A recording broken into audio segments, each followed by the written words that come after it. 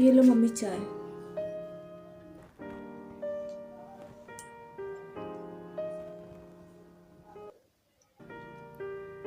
ये क्या बेटा, तू नहाई नहीं है अभी तक? नहीं मम्मी, नहा तो ली पर बालों में कंघी नहीं की है। तो बेटा बालों में कंघी बह रखकर अच्छे से तैयार होकर रहकर क्यों रहती है ऐसी रुआसी बन के? बस मम्मी, अब तैयार होने का मन नहीं करता। देख बेटा, अब पुराना सब खत्म हो गया ना। अब तुझे अपनी नए सिरे से जिंदगी शुरू करनी है। और फिर तुझे चिंता किस बात की है? मैं हूं ना तेरे साथ। मम्मी आपका ही तो सहारा है। अब तू छोड़िए सब। मैं बैठे बैठे ना ये सोच रही थी कि तूने फैशन डिजाइनिंग का कोर्स किया है ना। अब तुझे उसे आगे बढ़ाने का इरादा है या नहीं? मतलब? देख, अगर तेरे मन में है तो तू सिलाई वगैरह शुरू कर दे। पर मम्मी, लोग क्या कहेंगे कि अब सिलाई करेगी? तू उन सब की छोड़, पहले मुझे तू बता, तेरे मन में करने की है या नहीं? ठीक है मम्मी, मैं घर से ही शुरुआत कर लेती हूँ। पर सिलाई मशीन तो। अरे वो रखी तो है मेरी वाली। ठीक है मम्मी। ऐसे ही रहा कर, देख तू कितनी अच्छी लगती है।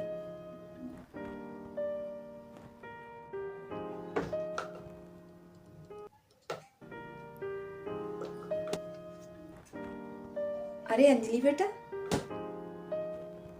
नमस्ते चाची। नमस्ते। कैसी है? ठीक हूँ। अब की बार तो ससुराल से कुछ ज्यादा ही लंबी छुट्टी मिल गई। कब जाओगी ससुराल?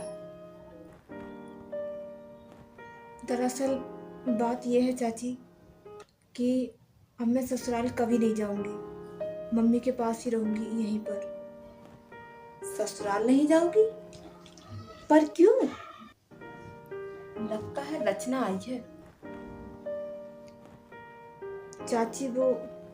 अरे रचना, आजा, अंदर आजा, मैं इधर हूँ।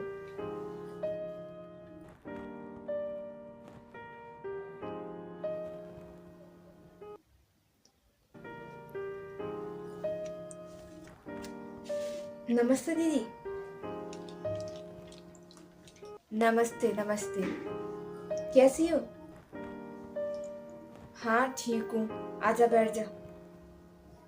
अरे जीजी, अंजलि कह रही थी कि वो अब ससुराल नहीं जाएगी। ऐसी क्या बात हो गई? ऐसे क्यों कह रही थी वो? अब मैं तुझे क्या बताऊं, उसका तलाक हो गया है। क्या? तलाक? हाँ। अरे समझा बुझा लेते आप लोग, एकदम से तलाक दिलवाने की क्या जरूरत थी? तुझे क्या लगा कि हमने उसे समझाया बुझाया नहीं होगा? अब मेरी बेटी परेशानी में कोई कदम उठा लेती तो इसीलिए मैं उसे यहाँ ले आई। बेटी की लाश देखने से तो अच्छा है कि वो जिंदा मेरी आंखों के सामने रहे। और इस मुसीबत के वक्त अगर मैं उसका साथ नहीं देती तो वो कहाँ जाती? दीदी आपकी बात तो ठीक है, पर अब तलाक दिलवा के इस तरह से घर में बिठाना तो। क्यों, किसी और की बेटी है क्या? नहीं ना, मेरी ही बेटी है और मेरे ही पास है ना। किसी पे बोझ तो नहीं है।